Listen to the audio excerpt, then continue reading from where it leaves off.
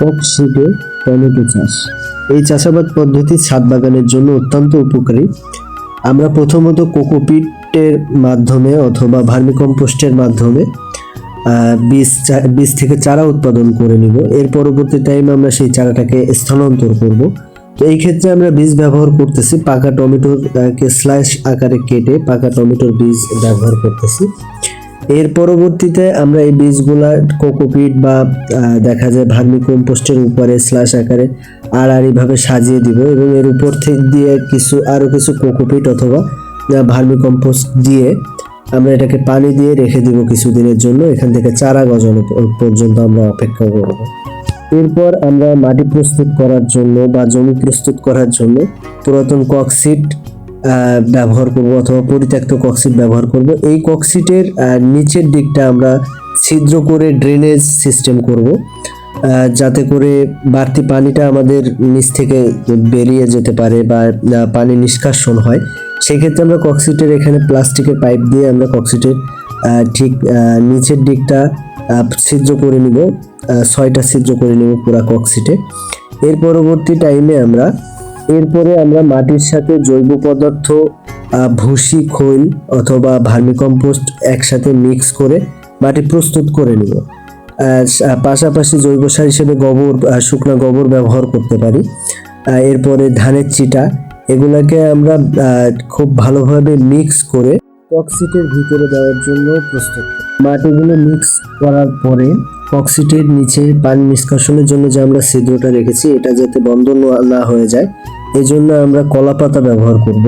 কলাপাতা ব্যবহার করে এর উপরিভাগে আমরা মাটি, যে প্রস্তুতকৃত মাটি, সেটা আমরা দিয়ে দিব। মাটি দেওয়া শেষ হয়ে গেলে আমাদের যে চারা তৈরি করার জন্য আমরা যে চারা লাগিয়েছিলাম, বীজ বপন করেছিলাম, সেখান থেকে আমাদের দেখা যাবে যে চারাটা বের হয়েছে। এগুলাকে আমরা অত্যন্ত সাবধানতার সাথে চারাগুলোকে ককশিটে রোপণ করব।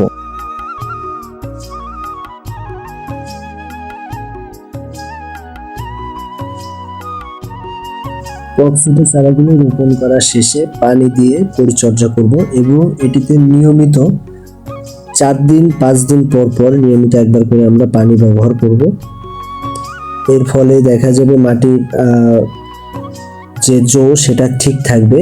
আর মাটির জো ধরে রাখার জন্য আমরা এখানে মালচিং হিসেবে গাছের গোড়ায় ব্যবহার করেছি পলিথিন বা পলি ব্যাগ। এর পরবর্তী টাইম আমরা মালচিং হিসাবে ব্যবহার করার জন্য সাইডে মাটিটা টেনে দিব। এরপরে নিয়মিত পরিচর্যা করার পরে দেখা যাবে ধীরে ধীরে গাছটা বড় হবে।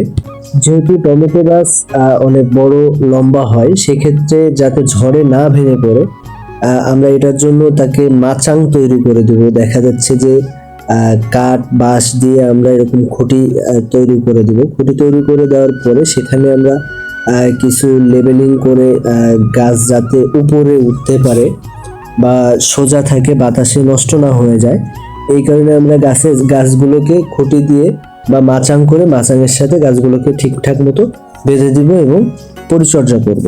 সঠিকভাবে পরিচর্যা করলে 60 থেকে 65 দিনের মধ্যে গাছে ফুল এবং ফল চলে আসবে এবং 80 থেকে 85 দিনের ভিতরে গাছ থেকে টমেটো সংগ্রহ করা যাবে।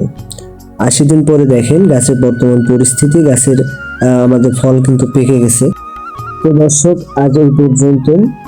আবারও দেখা হবে নতুন কোনো ভিডিওতে। এরকম নিত্য নতুন কৃষি রিলেটেড ভিডিও পেতে চোখ রাখুন কৃষির চোখ চ্যানেলে। এছাড়া আমাদের কৃষির চোখ ফেসবুক পেজটি ফলো দিয়ে রাখুন। ধন্যবাদ।